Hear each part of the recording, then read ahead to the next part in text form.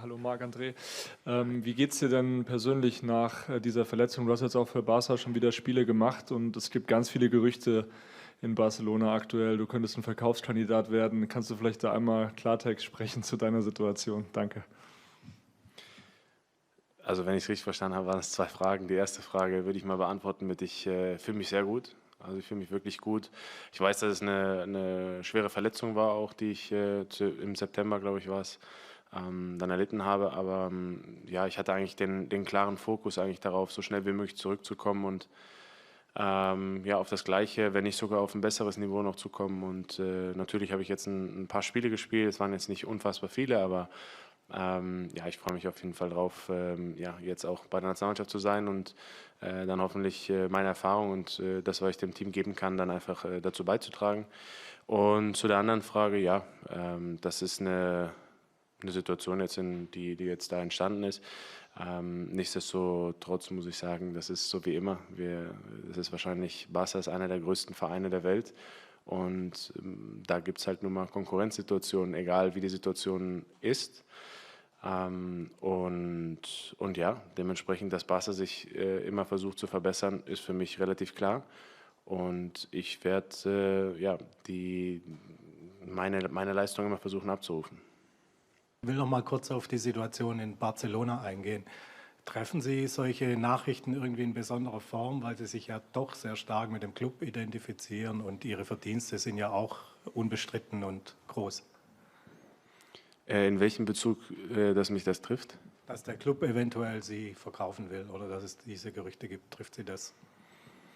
Also mit mir hat niemand gesprochen. Dementsprechend weiß ich nicht, wie die Situation jetzt gerade da ist. In meinem Fall ist es so, dass ich mich damit aber auch nicht wirklich beschäftige. Ich weiß, dass ich nächstes Jahr in Barcelona bin und wie ich gerade eben auch schon gesagt hatte, also für mich ändert sich die Situation grundsätzlich nicht. Wir hatten auch in den Jahren zuvor immer tolle Torhüter und auf jeder Position in Barcelona gibt es immer Konkurrenzkampf und dementsprechend, ich freue mich extrem auf die nächste Saison, weil wir eine tolle Mannschaft haben, die jung, dynamisch und hungrig ist. Und das hat man, glaube ich, dieses Jahr gesehen. Und umso mehr freue ich mich, wenn wir dann jetzt auch Erfahrungen gemacht haben, um dann im nächsten Jahr hoffentlich noch erfolgreicher zu sein. Ja, Herr ter Stegen, sorry, wenn wir Sie da ein bisschen mit nerven, aber Nee, gar nicht. die Unterstützung von Bundestrainer Julian Nagelsmann hat er klar formuliert. Von Hansi Flick haben wir das jetzt noch nicht so laut gehört, aber Sie sind ja im ständigen Austausch. Wie ist das Verhältnis? Wie ist dort die Unterstützung aus Ihrer Sicht? Jetzt mit Hansi? Wir haben jetzt nicht gesprochen. Nee, wir haben jetzt nicht irgendwie in den letzten Tagen irgendeinen Kontakt gehabt. Ich wüsste jetzt auch nicht, warum. Also jetzt ist keine Situation entstanden, über die man reden müsste.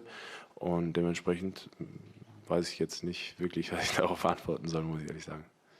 Ich muss leider auch noch mal ganz kurz ein bisschen nachbauen bei dem Thema.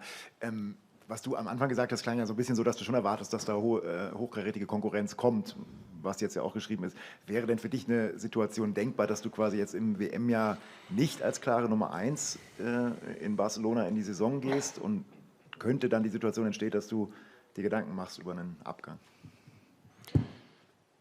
Also wenn ich das richtig in Erinnerung habe und wenn sich jetzt nicht in den letzten Stunden was geändert hat, haben wir fürs nächste oder für die nächste Saison haben wir 2 Torhüter jetzt gerade. Das sind Iñaki und ich. Und dementsprechend, dass wir eine Konkurrenzsituation auf der Position grundsätzlich haben, die habe ich mit Iñaki. Jeder, der kommt, der wird sich immer, egal auf welcher Position, dann auch dem stellen müssen. Und das war in den letzten Jahren so. Auch da hatten wir tolle Torhüter, die auch mit Ambitionen gekommen sind. Und genauso soll es auch sein. Wir wollen immer die besten Spieler bei uns haben. Das ist unser Ziel. Und ob es dann auf der Torwartposition ist, ob es auf einer anderen Position ist, das macht für uns keinen Unterschied. Und für mich geht es eigentlich immer um das Gleiche.